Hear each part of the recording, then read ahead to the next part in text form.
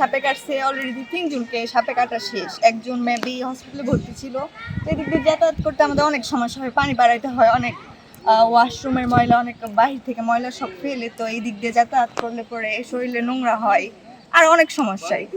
এই দিক দিয়ে মনে করেন যাতায়াত করতে পারি না, ভয়, সাপের ভয়টা একটু বেশি, সাপ আর পোকামাকড় বিষাক্ত, তো এগুলোর জন্য আর কি অনেক ভয়ে ভয়ে আমাদের করতে হয়। এখানে একটা ভালো ব্যবস্থা হলে সব থেকে বেশি ভালো হয়। একটু পানি মানে একটু বৃষ্টি হলে আর কি পানির সমস্যাটা অনেক বেশি দেখা দেয়। আজকে আপনারা দেখেছেন যে আমরা 40 মিনিটের একটা অবরোধের মধ্যে ছিলাম। জামালপুর শেখের বিটা 11 নং ওয়ার্ডের পৌর সিএনজি স্ট্যান্ডের পিছেই যে এই যে পশ্চিম পাশের যে এরিয়া, এই পশ্চিম পাশের যে এরিয়াটা 11 নং ওয়ার্ডের সিএনজি স্ট্যান্ডের পিছের যে এলাকাবাসী, তারা দীর্ঘদিন যাবৎ এখানে পানিবন্দী অবস্থায় এখানে জীবনযাপন করছেন। তো আমরা এটা পৌর প্রশাসককে বলেছি, ডিসি স্যারের কাছে মাধ্যমে আমরা ডিসি স্যারের বরাবর আমরা আবেদন করেছি। যে জায়গায় আবেদন করতে হয় সেই জায়গায় আমরা আবেদন করেছি, কিন্তু আমাদের শুধু আশ্বস্ত করে গেছে, কিন্তু আমাদের কাছে এসে যে এটা নিরসন করবে এটা করে না। আজকে সকাল পর্যন্ত তারা আলটিমেটাম দিয়েছিল যে সকালে কাজ ধরবে, এটাও পিছিয়ে গেছে।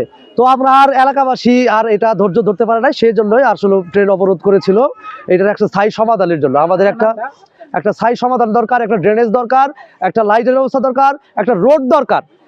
তা আমাদের এই পানি বন্দি অবস্থায় আমাদের এই যে অবরোধ ছিল, এটা এসপি সাহেব এসেছিল সকালে, পৌর প্রশাসকরা এসেছিল, আশ্বস্ত করেছে আমাদের যে আজকেই কাজ ধরবে। হ্যাঁ, তারা আজকেই কাজ ধরেছে। আমরা অবরোধ এখান থেকে আমরা ফিরে এসেছি।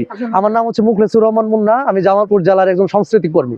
আমরা দীর্ঘদিন যাবৎ প্রায় 5 বছর যাবৎ পানিবন্দী অবস্থায় রয়েছি। আমাদের বাচ্চা কাচ্চা নিয়ে চলাফেরা খুব মুশকিল। আজকে বিক্ষুব্ধ জনতা ক্রোধে আমাদের এই কাজ করতেছে না, এই ক্রোধে আজকে ট্রেন আটকেছি এবং মানববন্ধন করছি, যার ফলে আশ্বস্ত করেছে আমাদেরকে যে পানিবন্দী থেকে আমাদের পানি নিষ্কাশন করেছে।